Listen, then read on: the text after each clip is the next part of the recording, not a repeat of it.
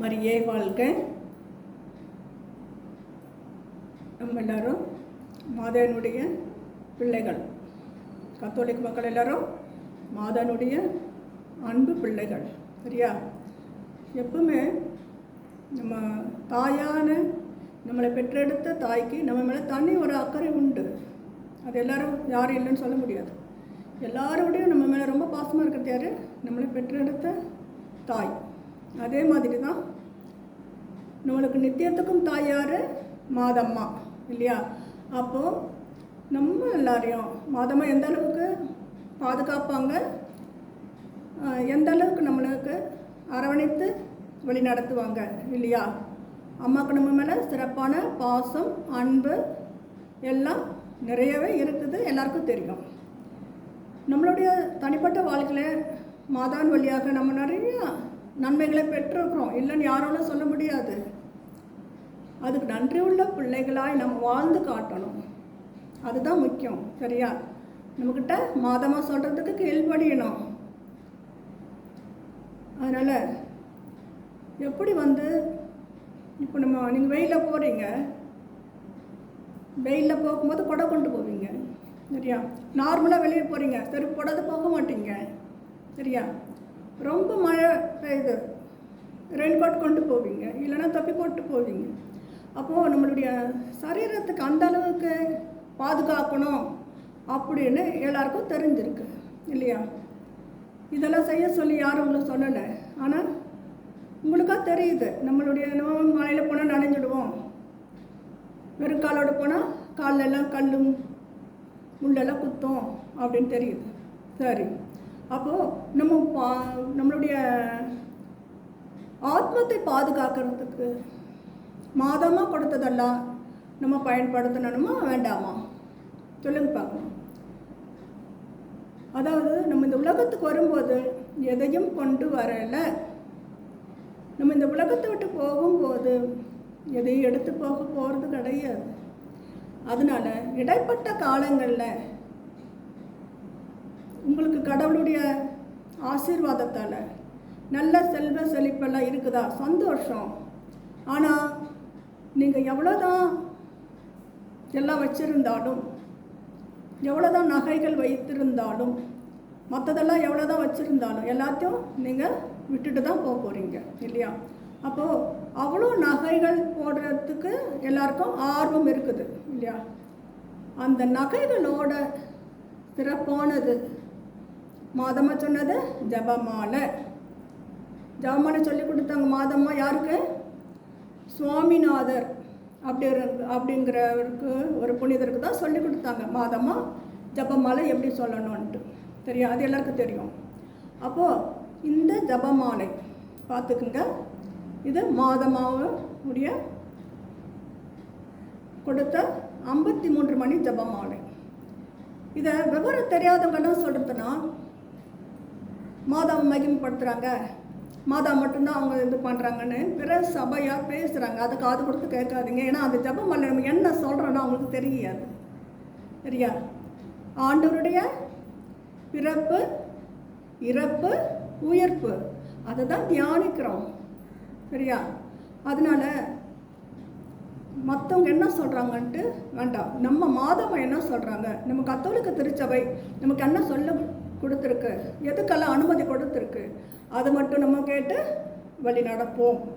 நிறைய பேருக்கு இந்த ஜபமாலை கழுத்தில் போடணுன்னா பிடிக்க மாட்டேங்குது. நல்லா தெரிஞ்சுக்குங்க, இந்த ஜபமாலை நீங்கள் போடும்போது சிறப்பான ஆசீர்வாதத்தை பெறுவீங்க.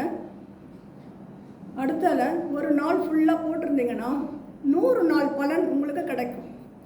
100 நாள் பலன்னா என்னன்னா, நீங்கள் இறந்துட்ட பிறகு உத்திரஸ்தலத்துக்கு போனீங்கன்னா அங்கே இத்தனை வருஷம் நீங்கள் நெருப்பில் இருக்கணும் அப்படின்ட்டு ஒரு ஆர்டர் போடுவாங்க. ஏன்னா தவறு செய்கிறவங்க எல்லாரும் தண்டனைக்கு உரியவர்கள். அப்போது அந்த வருஷங்க அவங்க சொல்லும் போது நீங்கள் எத்தனை நாள் இந்த ஜபமாலை கழுத்தில் போட்டிருந்தீங்களோ, எத்தனை வருஷம் இந்த ஜபமாலை கழுத்தோடு போட்டிருக்கணும், அவுக்காம போட்டிருந்தீங்களோ, அப்போ ஒவ்வொரு நாளைக்கு 100 நாள் 100 நாள்னு கணக்கு பார்ப்பாங்க. கணக்கு பார்த்து உத்திரிக்க ஸ்தலத்தில் இருக்கிற அந்த வருஷத்துக்கும் இந்த நாட்களை கழிப்பாங்க. புரியுதா? எவ்வளோ பெரிய gift பாருங்கள். சரியா? அப்புறம் இது நல்ல ஒரு நமக்கு ஆசீர்வாதமாக இருக்கும். ரெண்டாவது, மாதமா சைமன் ஸ்டோக் அப்படிங்கிற ஒரு புனிதருக்கு என்ன சொன்னாங்க? உத்திரயத்தை கொடுத்தாங்க.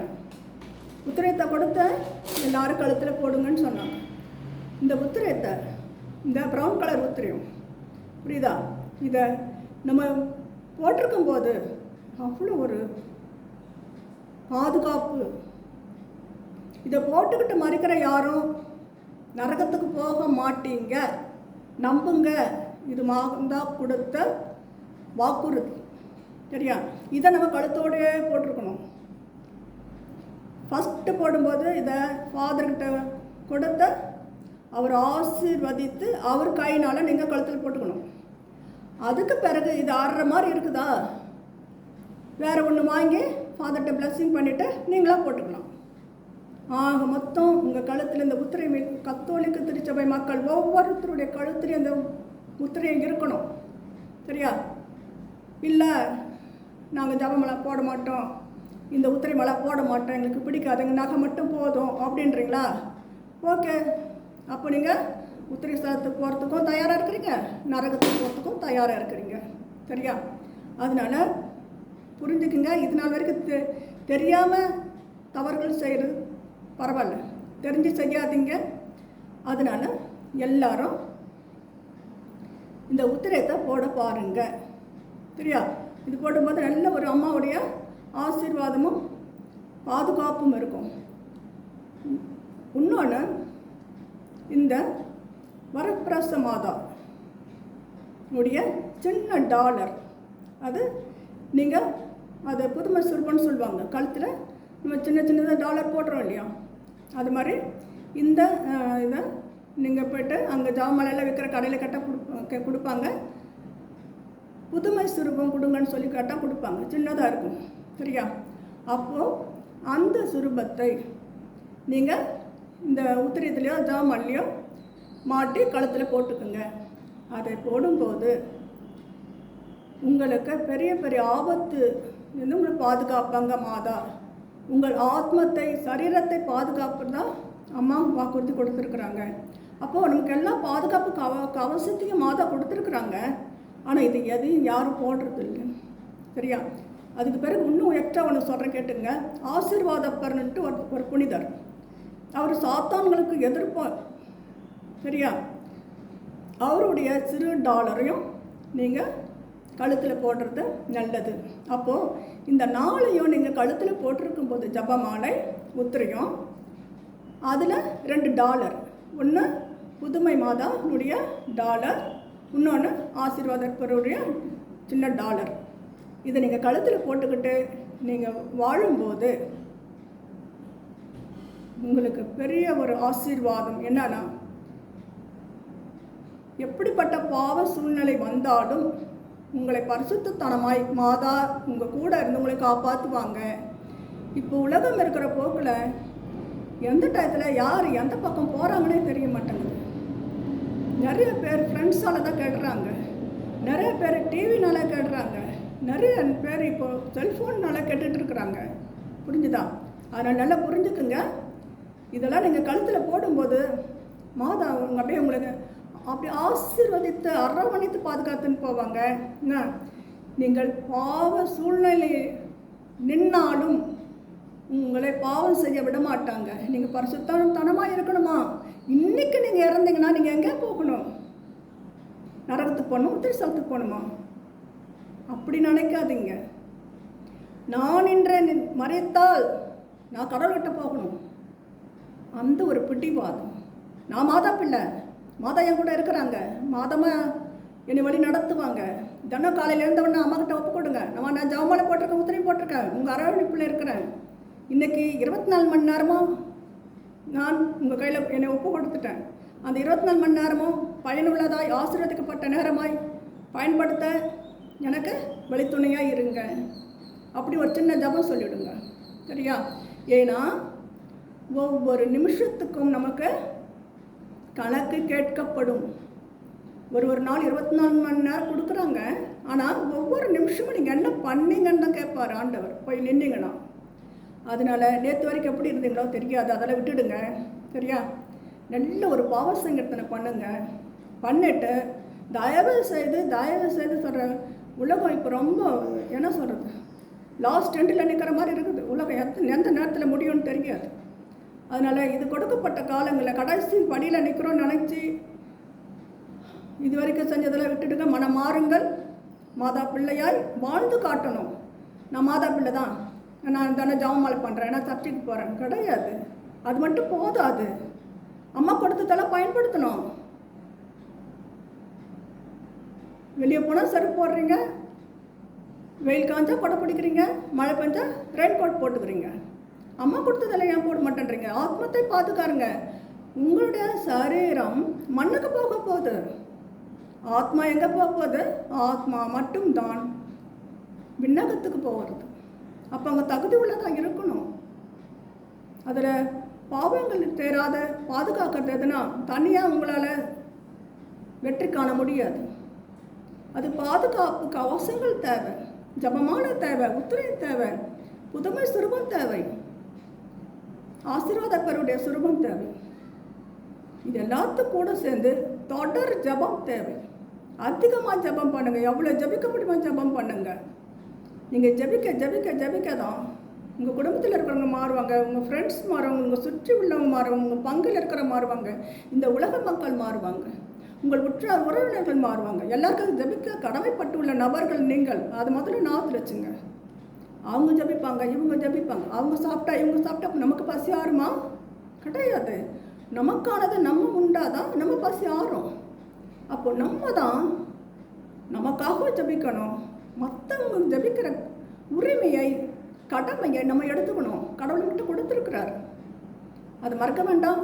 எல்லாருக்கும் ஜபிக்கிறதுக்கு தான் நீங்கள் இருக்கிறீங்க, என்ன நம்புங்க. அது மாதிரி உங்களுக்கு வாட்ஸ்அப்பில் எவ்வளோ பேர் நேரில் பார்த்துருக்க மாட்டீங்க, ஆனால் எவ்வளோ நல்ல ஃப்ரெண்ட்ஸ், எவ்வளோ நல்ல குடும்பங்கள், எவ்வளோ நல்ல நண்பர்கள் உங்களுக்கு கிடச்சிருக்கிறாங்க. அவங்களுக்காக ஜபிக்க வேண்டிய கடமை, உரிமை உங்களுக்கு இருக்குது. ஆனால் தினம் அவங்களுக்காக ஜபம் பண்ணுங்க. அந்த ஃப்ரெண்ட்ஸுங்க நல்லா இருக்கணும். நாங்கள் எல்லோரும் ஒரு நாள் கடல் முன்ன கும்பலாக வந்து நிற்கணும். வாட்ஸ்அப் குரூப் நாங்கள் அப்படியே வந்து மரியாதை ஏற்கமா ஓகே அப்படியே கடவுள்கிட்ட போய் நிற்கணும். அந்த பிடிவாதம் இருக்கட்டும். அது மாதிரி தானே உங்கள் குடும்பத்தில் மறித்து போன ஆத்மங்களுக்காக ஜபம் பண்ணுங்கள். சரியா? சரி, கடைசியில் ஒன்று சொல்கிறேன் கேட்டுங்க. இப்போ வரப்போகிறது டிசம்பர் 8, அது வரப்பிரசாதத்தின் நேரம். மதமாக காட்சி கொடுத்து சொன்ன மெசேஜ். அதனால் அது டிசம்பர் 8ஆம் தேதி 12 மதியானம் 12லேருந்து 1 மணி வரைக்கும் எல்லாரும் அந்த நேரத்தை பயன்படுத்த பாருங்கள். நீங்கள் எங்கே இருந்தாலும் சரி ஜபிக்க பாருங்கள். அன்றைக்கி சண்டே என்ன, மற்ற நாள்லாம் கூட பரவாயில்ல, வேலைக்கு போயிட்டா ஸ்கூலுக்கு போயிட்டான்னு சொல்லலாம். அன்றைக்கி ஞாயிற்றுக்கிழமை தயவு செஞ்சு எல்லாரும் அன்றைக்கி காலையில் மாஸ் பார்த்துருவோம். அந்த 12லேருந்து 1 மணி வரைக்கும் எல்லோரும் அவங்கவுங்க ஆளுங்களுக்கு போய் நற்கரணை முன்னால் இருந்து ஜபிக்க பாருங்கள். என்ன ஜபிக்கணும்னா, அது பெரிய ஒரு ஆசீர்வதிக்கப்பட்ட நேரம். உலகம் முழுவதும் மனமாற்றம் அடைய மாதம்மானுடைய பரிந்துரையால் அந்த டைம் ஆசீர்வதிக்கப்பட்டிருக்குது. நீங்கள் என்ன கேட்டாலும் அந்த டயத்தில் நடக்கும். அந்த கடின பாவிகள் மனமாற்றம் அடையிறதுக்கு நீங்கள் ஜபிக்கும் போது அவங்க மாற்றம் அடைவாங்கன்னு சொல்லி வாக்குறுதி மாதம்மா கொடுத்துருக்காங்க. அதனால் உங்களோட உற்றார்கள் உறவினர்கள் எவ்வளோ பாவத்தின் வாழ்ந்து கொண்டு இருக்கலாம், அவங்களுக்காக ஜபம் பண்ணுங்கள். அது மாதிரி உங்ககிட்ட ஏதாவது விட முடியாத பழக்கங்கள், டிவி என்னால் பார்க்காம இருக்க முடியல, தொடர் நாடகம் பார்க்காமலே இருக்க முடியல, சண்டே மாதம் மட்டும்தான் வரேன், மற்ற நாள் எனக்கு வர முடியல, ஏன்னா தொடர் நாடகத்தை விட்டுட்டு வர முடியல, இப்படியெல்லாம் இருந்தீங்கன்னா நீங்கள் உட்காந்து ஜபம் பண்ணுங்கள். நான் இந்த டிவி நாடகமெல்லாம் பார்க்குறத விடணும், இந்த சினிமா பார்க்குறதெல்லாம் விடணும் அப்படின்னு கேளுங்க, உங்களுக்கு அந்த ஆசீர்வாதம் கிடைக்கும். சரியா? நெக்ஸ்ட்டு அந்த டயத்தில் என்ன ஜபிக்கணும், உங்களுக்காக ஜபம் பண்ணுங்கள், உங்களுடைய குடும்பத்துக்காக ஜபம் பண்ணுங்கள், உலகம் முழுவதும் உள்ள பாவிகள் மாற்றமடைய ஜபம் பண்ணுங்கள். அதுக்கப்புறமா ஒரு ஜபம் மாலை பண்ணுங்கள். தேவ ரகசிய ரோஜா மாதா பிரார்த்தனை பண்ணணும். அந்த பிரார்த்தனை தான் படிக்கணும் அன்றைக்கி. சரியா? அப்போது அதுக்கு அடுத்தால 51வது சங்கீதம் கட்டாயமாக படிக்கணும். அது 3 படிங்க. அது பிறகு உங்களுடைய கருத்துக்கள், உங்களுடைய வேண்டுதல்கள், இன்னும் உங்ககிட்ட நிறைய பேர் ஜபவதி கேட்டிருக்கலாம், அதுக்காகலாம் ஜபம் பண்ணுங்க. சரியா? நெக்ஸ்ட்டு, உலகம் முழுவதும் உள்ள அனைத்து தீமைகளும் அழிக்கப்பட வேண்டும். இப்போது எங்கே பார்த்தாலும் சண்டை சச்சரவு, சாத்தானுடைய ஆட்சி தான் இப்போ நிறையா இருக்குது. அதற்கு எதிர்ப்பாய் நீங்கள் எல்லாரும் அதிகமாக எனக்கு ஜபம் பண்ணுங்க. நல்லதொரு ஆண்டவருடைய இரக்கத்தை கேட்டு ஜபம் பண்ணுங்க. நெக்ஸ்ட்டு, ஆண்டோடைய வருகை ரொம்ப நெருக்கமாக இருக்குது, நம்புங்க. சரியா? அந்த ஆண்டோடைய வருகை நாட்களில் நாங்கள்லாம் குடும்பமாய் அப்படி பரிசுத்தமாய் ஆண்டவரே முன்னில் வந்து நாங்கள் நிற்கணும் அப்படின்னு உரிமையோடு கேளுங்க. மதமக்கிட்ட கேளுங்க. நாங்கள் இனிமேல் இந்த மாதிரி உத்திரியம், ஜபமாலை, இந்த மாதிரி புதுமை சுருப்போம், ஆசீர்வாதம் சொல்லுவோம், நாங்கள் கழுத்தில் போட்டுருவோம், நாங்கள் போட்டுட்டோம், இப்போ நாங்கள் உங்கள் அடைக்கத்தில் வந்துட்டோம், இனி எங்களை வழி நடத்த வேண்டியது உங்களோட கடமை, உங்கள்கிட்ட எங்களை கொடுத்துட்டோம் அப்படின்னு சொல்லி உரிமையோடு அந்த டைமில் அம்மாக்கிட்ட ஜபம் பண்ணுங்க. சரியா? இன்னும் இந்த வருஷம் ஃபுல்லாக செய்த நன்மைகளுக்கு நன்றி சொல்லுங்கள். அதுக்கு பிறகு நம்மளுடைய திருச்சபைக்காக சிறப்பாக வேண்டிக்குங்க. நம்மளுடைய பங்கில் உள்ள எல்லா மக்களுக்காக ஜபம் பண்ணுங்கள். இதே வலைத்தளிப்பு ரொம்ப இல்லைன்னே சொல்லலாம், அந்த அளவுக்கு போயிட்டு இருக்குது. அதனால் அதுக்காக வாலிப பிள்ளைகளுக்காக உலக போக்கில் போயிட்டுருக்க பிள்ளைங்கள்லாம் மாற மாட்டேன்னு ஜபம் பண்ணிக்கோங்க. நெக்ஸ்ட்டு, நம்மளுடைய பங்குகளை வழி நடத்துகிற பங்கு ஃபாதருங்க, அசிஸ்டன்ட் ஃபாதருங்க, கூட இருக்கிற ஃபாதர்ஸுங்க, அவங்களுக்கு எல்லாருக்காகவும் ஜபிப்போம். சரியா? மரியே வாழ்க.